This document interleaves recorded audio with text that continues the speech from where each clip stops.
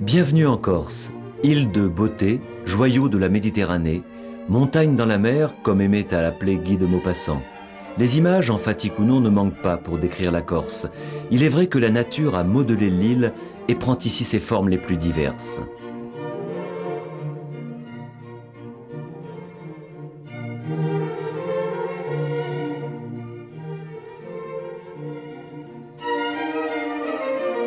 La montagne d'abord, qu'elle soit moyenne ou haute, étagée de 600 à 2700 mètres d'altitude, constitue la colonne vertébrale de la Corse. Gorges encaissées, aiguilles, lacs, roches granitiques et affleurements calcaires aux formes étranges, cascades, défilés, forêts d'épineux ou de feuillus, monts et vallons, rien ne manque.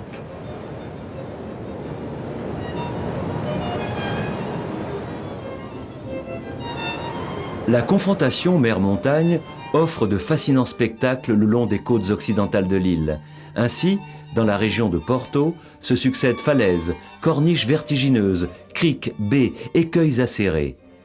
Le littoral déchiqueté semble conserver les stigmates d'un terrifiant combat.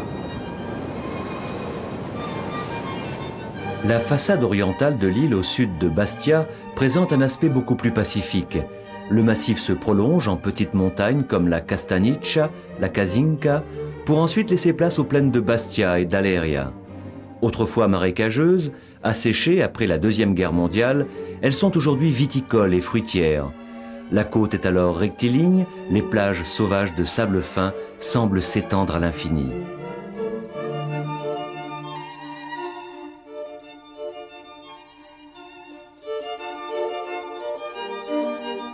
L'extrémité sud de la Corse est constituée de reliefs peu escarpés et de plateaux dont le plus méridional, calcaire et aride, se termine brutalement par les falaises de Bonifacio qui dominent la mer de plus de 60 mètres. Point le plus septentrional de l'île, le Cap Corse, arête montagneuse de plus de 1000 mètres d'altitude, étendue sur près de 40 km, il présente comme le reste de l'île une façade occidentale très tourmentée où la montagne plonge littéralement dans la mer alors que la pente s'adoucit progressivement sur le versant oriental. Si la nature est pour beaucoup dans la beauté de la Corse, depuis plus de 8000 ans, l'homme ajoute sa touche créatrice à un décor déjà grandiose et fascinant. De par ses efforts d'adaptation aux conditions géographiques, sociologiques et historiques de l'île, il a aménagé son environnement, lui conférant une dimension supplémentaire. Dans le sud de l'île, les nombreux sites archéologiques nous font voyager dans le temps, de mégalithes en remparts tauréens, du néolithique à l'âge de bronze. Les plus beaux vestiges grecs et romains sont situés sur la façade orientale de l'île, dans les plaines d'Aleria et de Bastia. Le Moyen-Âge a vu la prolifération de raids meurtriers, vandales, ostrogoths, barbaresques, pirates, litanie des destructeurs se succédant sur le littoral corse. Pour d'évidentes raisons de survie, les hommes gagnent les reliefs de l'intérieur. De marins, les Corses deviennent montagnards. L'architecture romane, dont le fleuron est sans doute l'église cathédrale de la Canonica, apparaît entre les XIe et XIIIe siècles sous la tutelle de Pise. La Corse devient génoise pour 5 siècles. C'est à cette époque que l'île connaît l'édification des tours défensives et de guets qui jalonnent son littoral, que les ponts et infrastructures de circulation se mettent en place, que la Castagniccia devient terre de châtaigniers. C'est aussi sous l'administration génoise que la ferveur religieuse des Corses s'exprime au XVIIe siècle avec la floraison des campaniles aux formes des plus flamboyantes.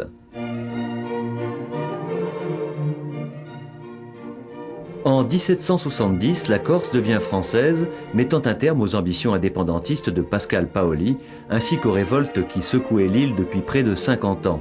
En 1770 encore, un certain Napoléon Bonaparte, âgé d'à peine 1 an, devient français.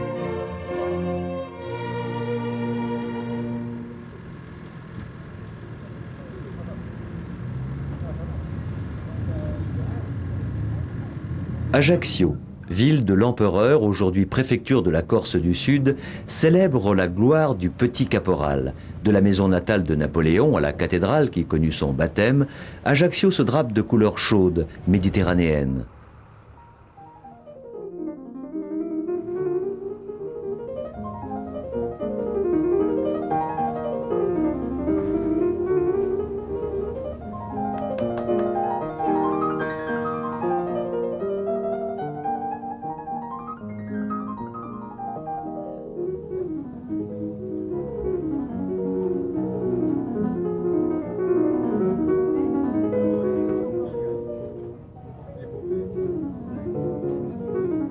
Couleur des marchés quotidiens du square César Campinki. Couleur d'étoiles des grands maîtres de la peinture italienne, dont les œuvres rassemblées dans la première moitié du XIXe siècle par le cardinal Fesch sont présentées dans le palais-musée qui porte son nom.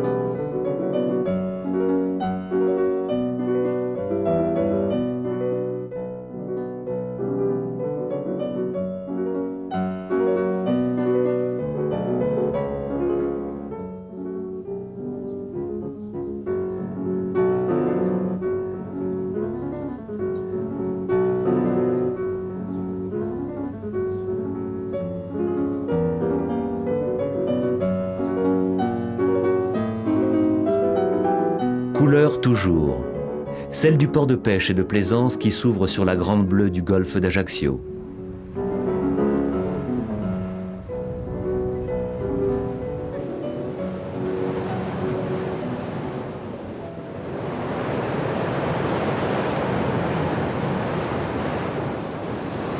Couleur enfin des îles sanguinaires au soleil couchant. Îles de porphyre rouge sombre, elles marquent pour les navigateurs la sortie du golfe.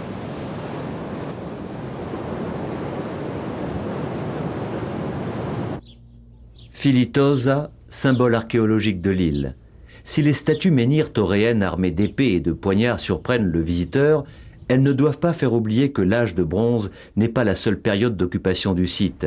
Ainsi, les découvertes archéologiques révèlent des vestiges qui vont du néolithique, 6000 ans avant Jésus-Christ, à l'époque romaine.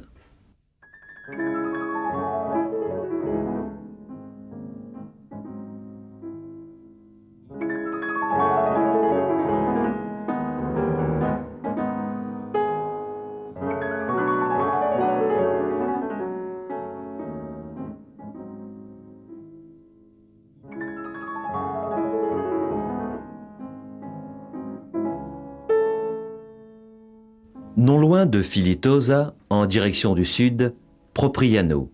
Station balnéaire vouée au sport nautique, c'est le point de départ idéal pour une excursion dans le golfe de Valinco.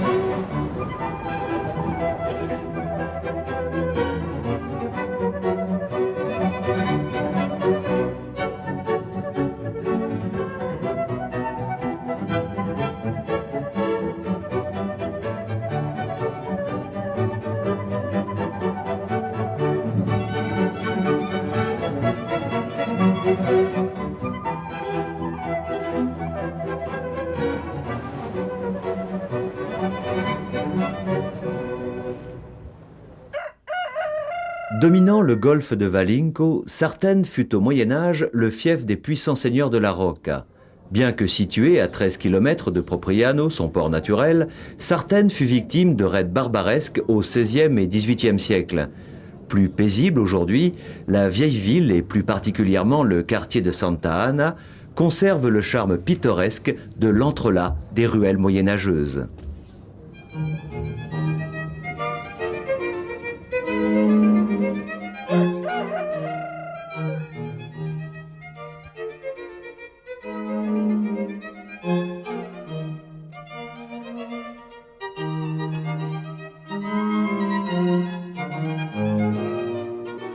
À quelques kilomètres en direction de Sainte-Lucie de Talano, le pont génois de Spinacavallo résiste depuis le XIVe siècle aux crues ravageuses du Rizzanese, à l'aspect pourtant bien inoffensif.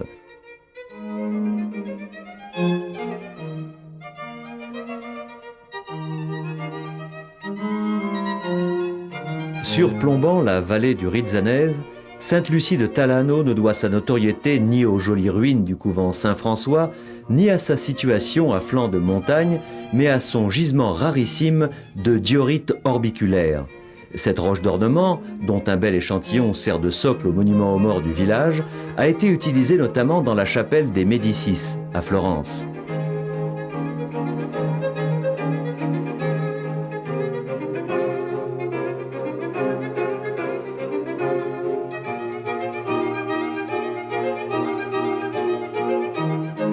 Proche de Sainte-Lucie de Talano, perdue dans son îlot de verdure, l'enceinte fortifiée du Castello de Cucuruzzo constitue un magnifique témoignage de l'architecture défensive toréenne. Les vestiges toréens recensés sur l'île permettent de situer cette civilisation entre 1600 et 800 avant Jésus-Christ.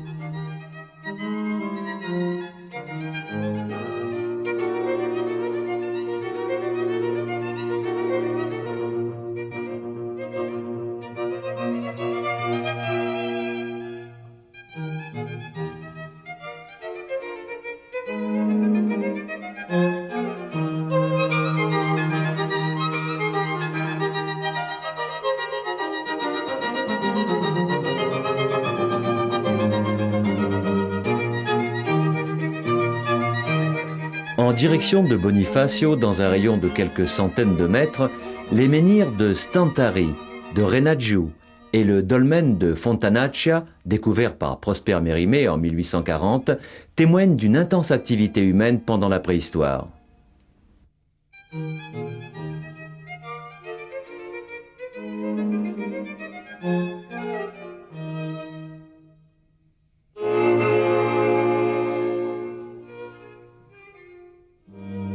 Autre temps, autre lieu, autre architecture. Bâti pour protéger le goulet de Tizzano, le fort génois des XVe et XVIe siècles n'impressionne plus les voiliers qui mouillent à ses pieds. À Roccapina, sur la route de Bonifacio, figurative ou non, les œuvres du vent sculpteur sont exposées.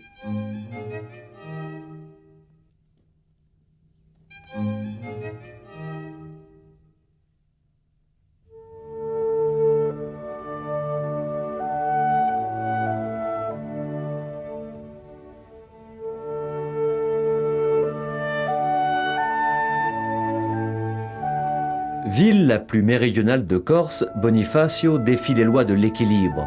Surplombant la mer de plus de 60 mètres, les bonifaciens semblent vouer une confiance inébranlable en la solidité du calcaire des falaises, pourtant rongées par les vagues. La ville citadelle fut fondée en 833 par Saint Boniface. Le site, antérieurement habité, n'était jusqu'alors pas fortifié. Depuis cette époque, les aménagements défensifs se sont succédés, suivant l'évolution des arts de la guerre. La ville intramuros présente aujourd'hui des monuments allant du XIIIe au XIXe siècle.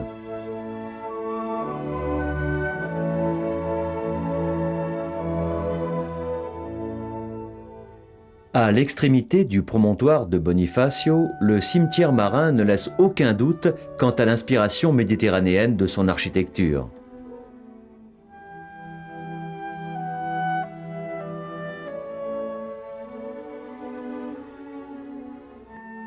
La marine de Bonifacio est située au fond d'un fjord long de plus d'1,5 km. C'est le point de départ idéal pour la découverte du littoral et son spectacle fascinant.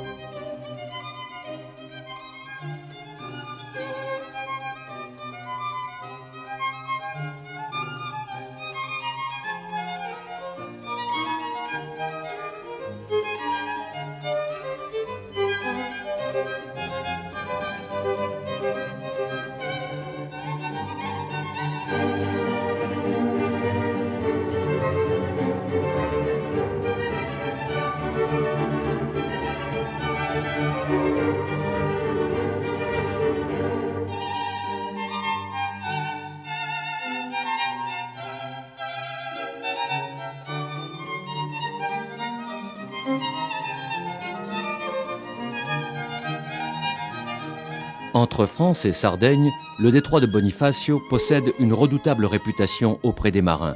Réputation confirmée par la présence sur l'une des îles Lavezzi du monument commémoratif du naufrage de la Sémillante, rendu célèbre par Alphonse Daudet dans l'une des lettres de Montmoulin. Les îles Lavezzi, réserves naturelles, sont une aire de protection de la faune marine. Terminaison méridionale du territoire français, préservées des dégradations humaines par leur statut de réserve, les îles Lavezzi ne reçoivent de visiteurs que pour la journée. Aucune construction n'est autorisée. Seuls les plaisanciers ont le privilège de pouvoir dormir sur place à bord de leur voilier.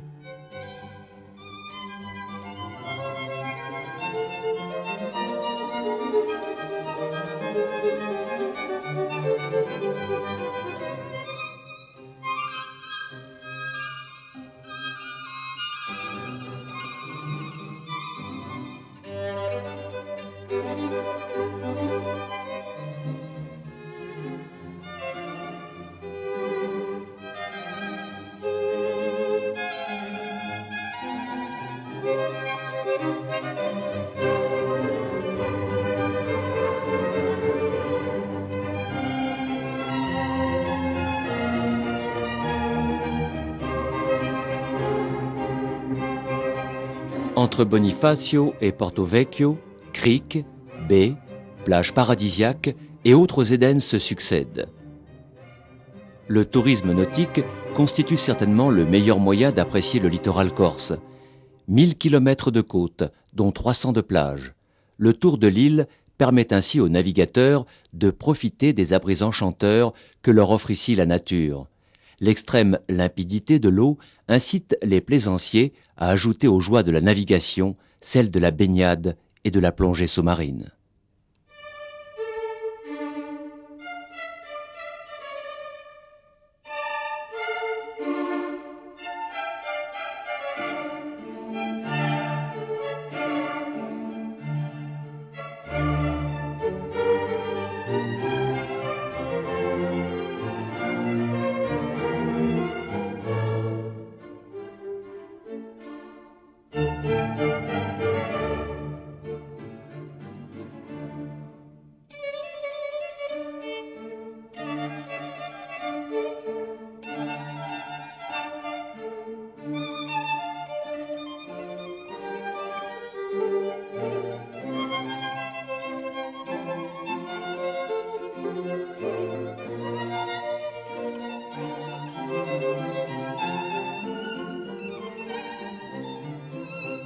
Les plages de sable blanc bordées de pins parasols de Santa Giulia, de San Cipriano et de Palombagia marquent longtemps encore après leur retour sur le continent les amoureux de la région de Porto Vecchio.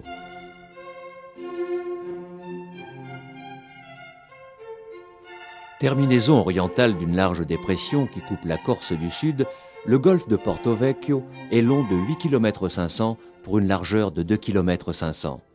Ses eaux calmes et limpides sont peu profondes. Le golfe constitue pour les navires à faible tirant d'eau un abri vaste et sûr.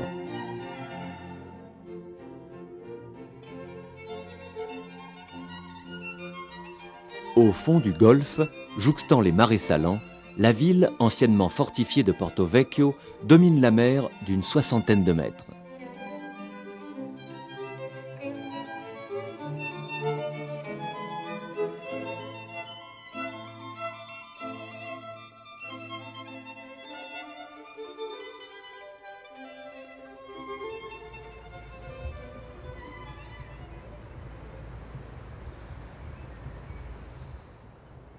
Au départ de Porto Vecchio, en direction du nord, la route de l'intérieur permet de passer progressivement de paysages de littoral en décors de moyenne montagne pour ensuite découvrir les charmes de la haute montagne. Ainsi, le col de Bavella, étape très prisée du GR20, sentier de grande randonnée qui traverse la Corse, offre un panorama exceptionnel sur les aiguilles de Bavella.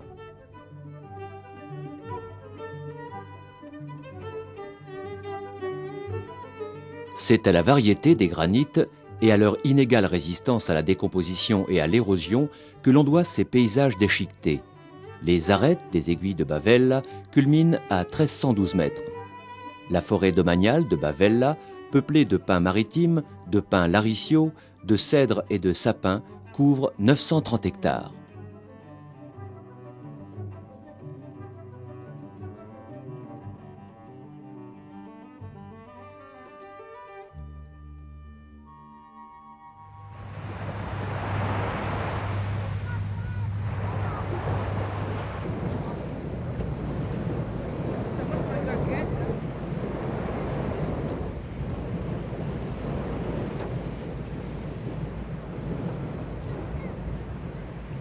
De retour sur le littoral oriental, criques et baies ont laissé place à une côte rectiligne qui s'étend sur plus de 100 km jusqu'à Bastia.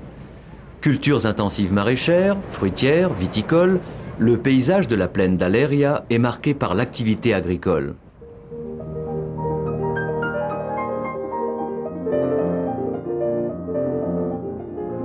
Les fouilles archéologiques de la ville romaine d'Aléria ont permis de dégager les fondations d'une cité prospère et commerçante. Elle ne survécut cependant pas à l'effondrement de l'Empire romain.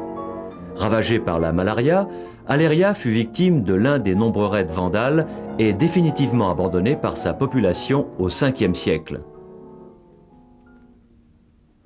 Le fort génois de Matra, édifié au XVIe siècle, abrite les plus belles pièces archéologiques extraites des fouilles. Divers objets datés de différentes époques, provenant généralement de Grèce et d'Italie, attestent de la vigueur et de la tradition commerçante de la cité antique.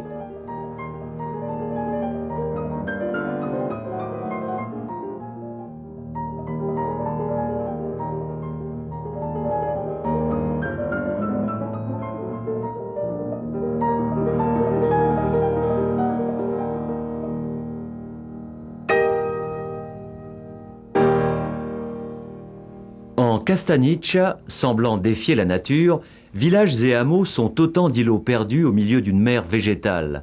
L'hostilité de la forêt n'est qu'apparente. Planté à partir du XVe siècle, sous l'autorité génoise, l'arbre à pin, nom donné aux châtaigniers, fit la prospérité de la région jusqu'au XIXe siècle. Il n'est pas rare, au détour d'un virage, de croiser de sympathiques quadrupèdes de tout poil en totale liberté.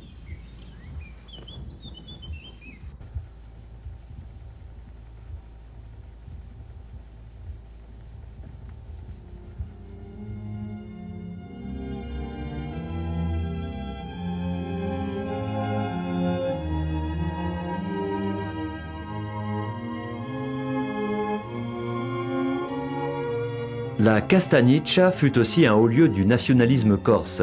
Ainsi, au XVIIIe siècle, de nombreuses réunions indépendantistes eurent lieu au couvent franciscain d'Orezza, aujourd'hui en ruine et dévoré par le lierre. Ainsi, la maison natale de Pascal Paoli se trouve-t-elle à Morosalia.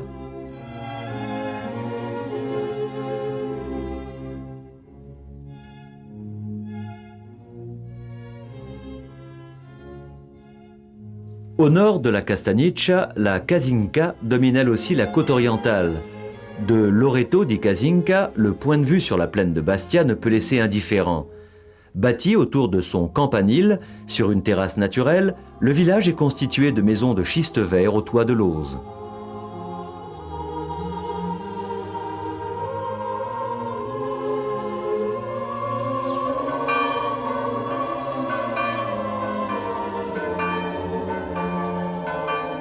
Chassés de la Casinca par les raids barbaresques, les évêques choisirent d'installer leur évêché en un lieu plus sûr. Vescovato, évêché en langue corse, capitale de la Casinca, fut choisi en 1269 et conserva son rang jusqu'en 1570, date du transfert de l'évêché vers Bastia. Maisons de pierres en terrasse, ruelles étroites, Vescovato est très typé Casinca.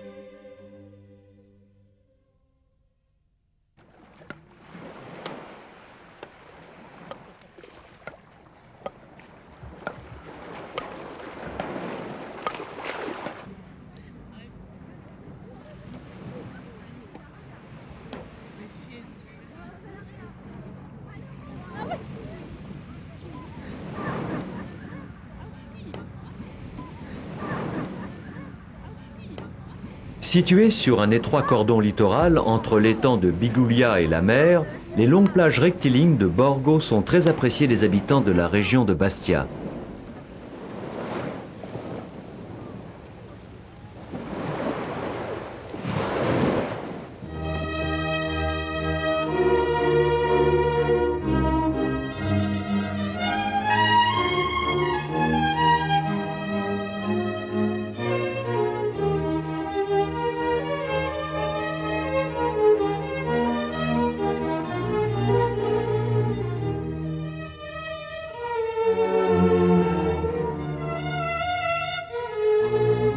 À quelques centaines de mètres de l'étang de Biguglia, les vestiges de la cité romaine de Mariana témoignent de la splendeur passée. Soumise à de nombreux raids destructeurs, Mariana fut abandonnée par sa population au profit de la Casinca. Seule l'église cathédrale, Santa Maria Assunta, consacrée par l'évêque de Pise en 1119, est aujourd'hui debout. Plus connue sous le nom de la Canonica, elle constitue le plus bel exemple d'architecture romane pisane de l'île.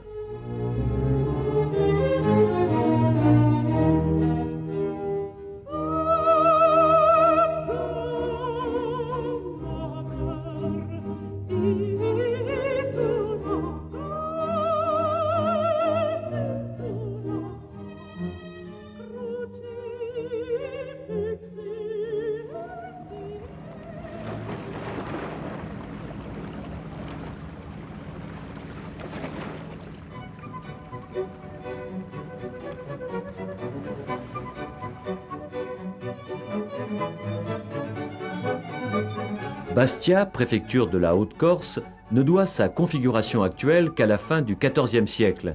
Les quartiers anciens sont établis autour de deux niveaux. La ville basse, ou Terra Vecchia, avec le vieux port comme point phare, la ville haute, Terra Nova, blottie dans sa citadelle autour de l'ancien palais du gouverneur.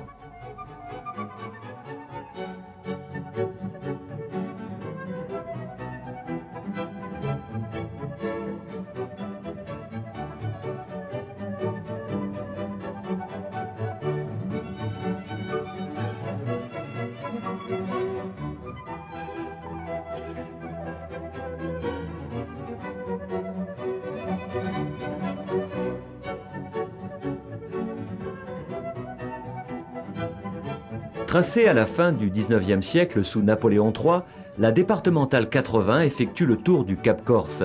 À quelques kilomètres au nord de Bastia, la marine de Miomo marque le départ oriental de cette route. Comme toutes les autres marines qui jalonnent le Cap Corse, elle a contribué au XVIIe et XVIIIe siècle à l'ouverture économique de la région. Autrefois viticole et commerçant, le Cap fut un acteur dynamique du trafic maritime méditerranéen, où se sont installés de nombreux chantiers de construction navale.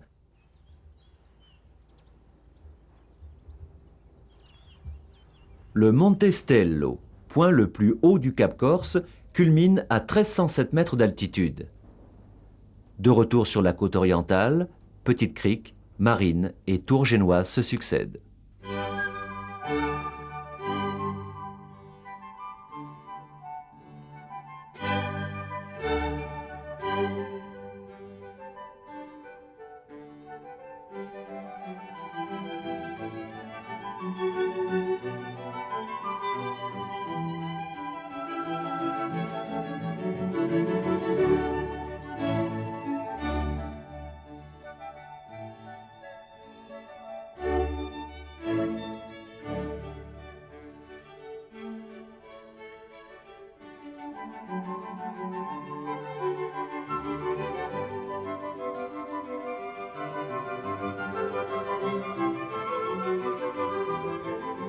Rogliano fut entre le XIIe et le XVIe siècle le fief de la famille Santa di Mare, l'une des plus influentes du Cap Corse.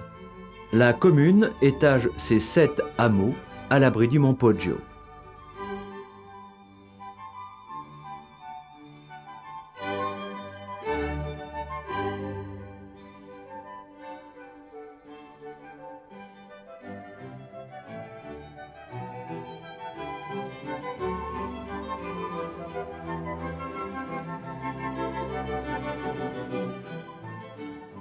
Du belvédère du moulin Mattei, la vue porte au nord jusqu'à l'île de Giraglia, point le plus septentrional de la Corse, et à l'ouest sur la baie et la marine de Centuri.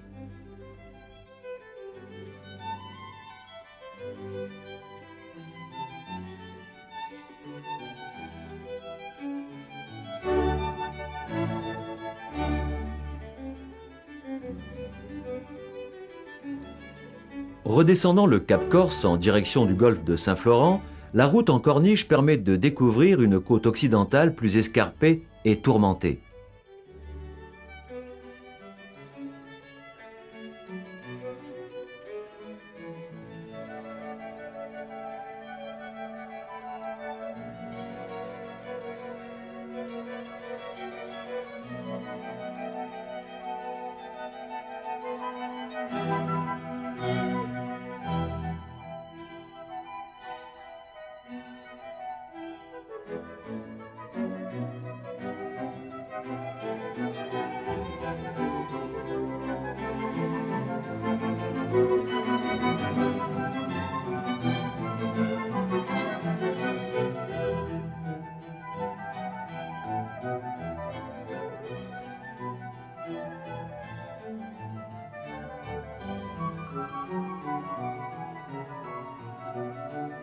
La tour génoise de Nonza, village natal de Sainte Julie, patronne de la Corse, domine la mer de ses 160 mètres d'altitude.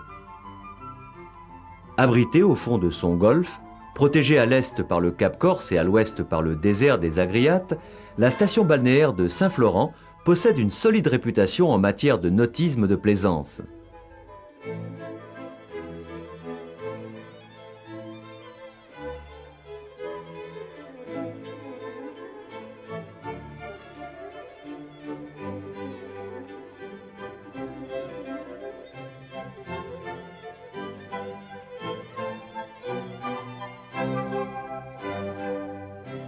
Terres arides et désolées, inhabitées mais d'une grande beauté, le désert des Agriates n'usurpe en rien son nom.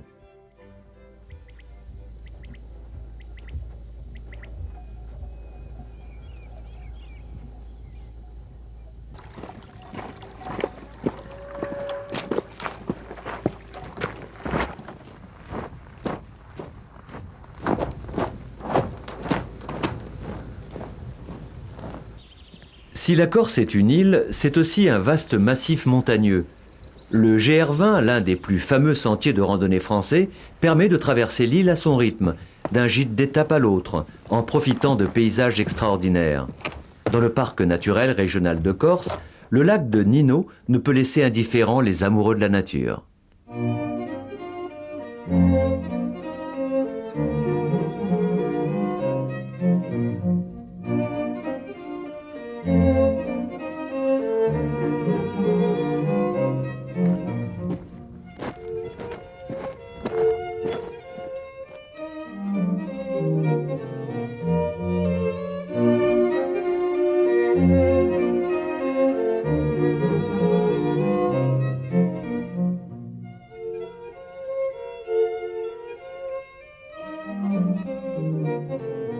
La traversée longitudinale de la Corse par le GR20 est possible en 15 étapes de 6 à 8 heures de marche. Le ravitaillement s'effectue le long du parcours, notamment au col et dans les villages traversés. Les nuitées se font obligatoirement en refuge, le camping sauvage étant strictement interdit.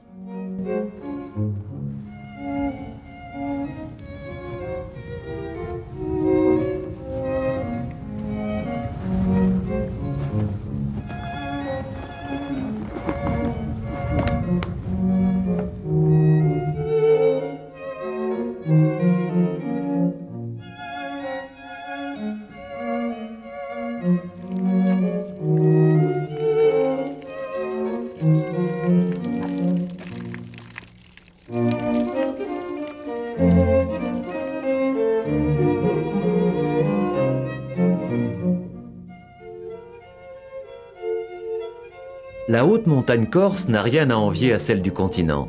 Toutefois, l'absence de glaciers et de neiges éternelles les différencie. Mais pour l'amateur d'alpinisme et de ski de randonnée, les sommets et crêtes à plus de 2000 mètres d'altitude permettent des courses aux difficultés très prisées.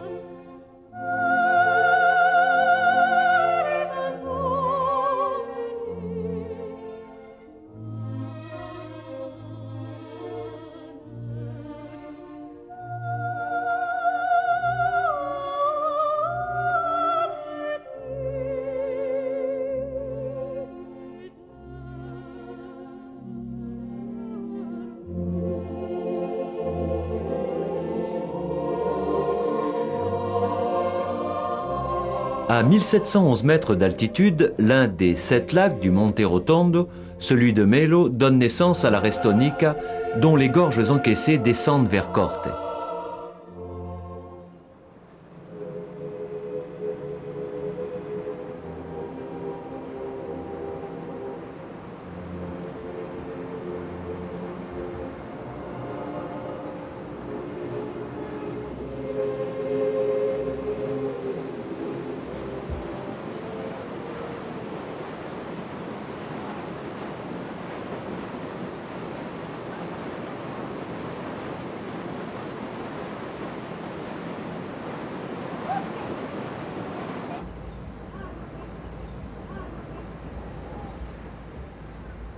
Dominatrice sur son rocher, la citadelle de Corte atteste de l'importance stratégique de la ville. Cœur géographique de la Corse, ce verrou, fortifié dès le XIe siècle, fut la capitale éphémère de la nation corse de Pascal Paoli de 1755 à 1769.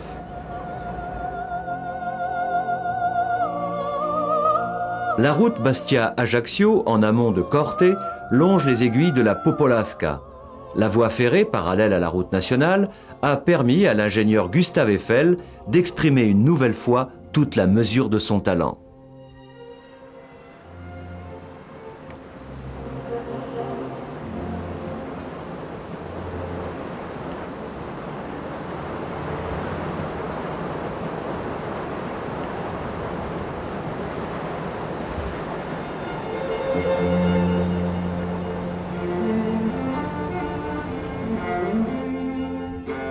En aval de Corte, en direction d'Ajaccio, faisant face au Monte d'Oro, la cascade du voile de la Mariée chute sur un dénivelé de près de 150 mètres.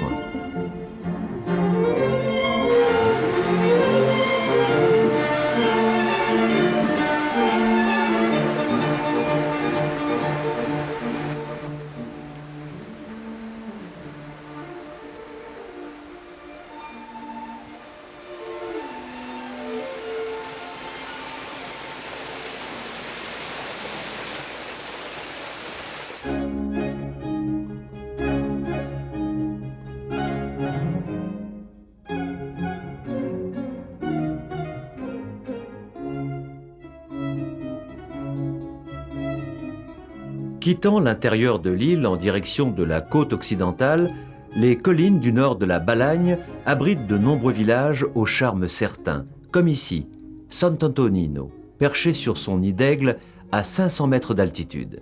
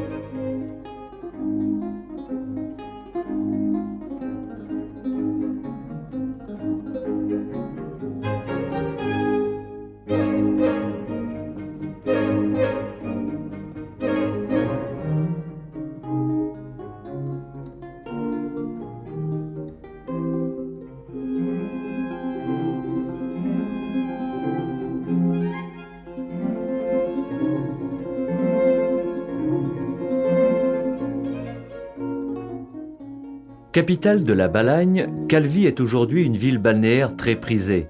Sa plage, qui s'étend sur 6 km, en fait un des lieux les plus recherchés de Corse. Fondée par les Romains au 1er siècle de notre ère, ravagée par les Vandales et les Ostrogoths entre le 5e et le 10e siècle, c'est au 13e siècle que la citadelle fut choisie comme lieu d'implantation d'une place forte. La ville haute relate aujourd'hui 6 siècles d'histoire génoise.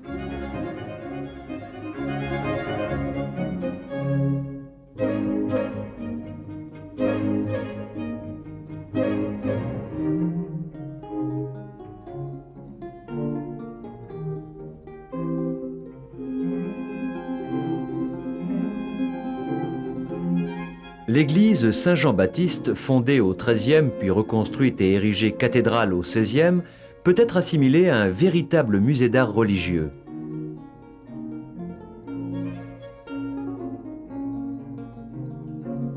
La citadelle abrite aussi, au dire de certains historiens, les ruines de la maison natale de Christophe Colomb. L'inventeur de l'Amérique ne serait né ni en Espagne, ni en Italie, mais tout simplement en Corse. De Notre-Dame de la Sierra, le point de vue sur le golfe de Calvi et la pointe de Revelata est le premier d'une longue série. En effet, entre Calvi et le golfe de Porto, la route du littoral en corniche longe une côte des plus torturées. Mer, falaises, végétation et rochers rivalisent de beauté pour notre plus grand plaisir.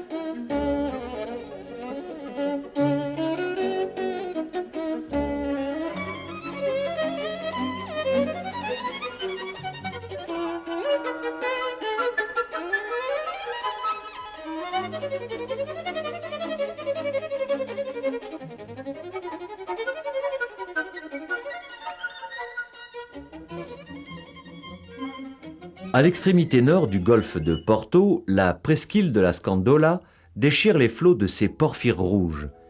Accessible uniquement par la mer, la réserve naturelle de la Scandola, qui fait partie du parc naturel régional de la Corse, abrite goélands, cormorans et aigles pêcheurs.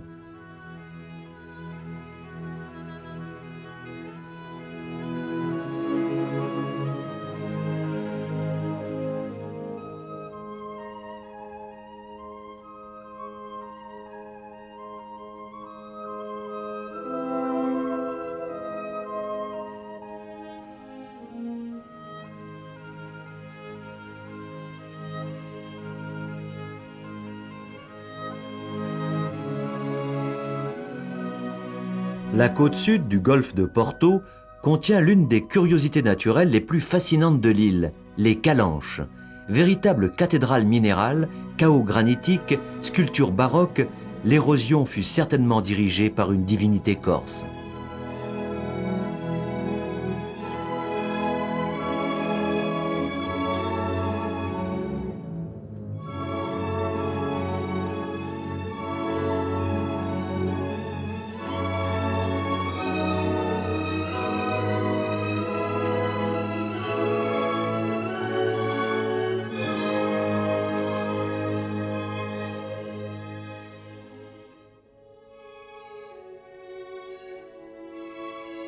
Remontant la vallée du fleuve Porto, puis celle de son affluent, l'Ayton, la route qui conduit au village d'Evisa traverse de magnifiques gorges.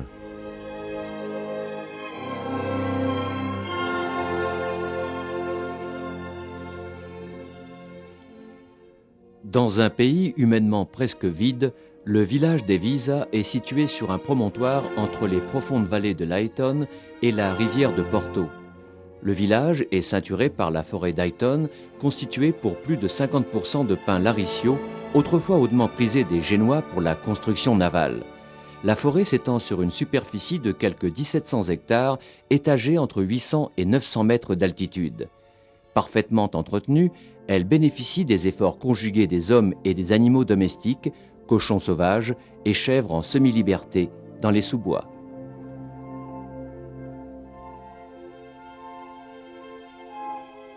C'est en ce lieu enchanteur que l'Ayton, en une succession de chutes et de bassins, réjouit les amateurs de baignade en eau douce.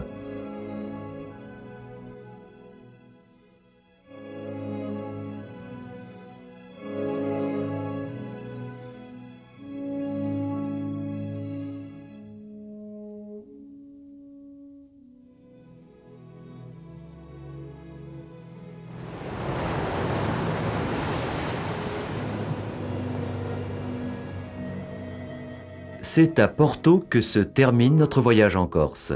Située à l'embouchure du fleuve Porto, dans le golfe de Porto, la marine de Porto s'étire à l'abri de sa tour génoise.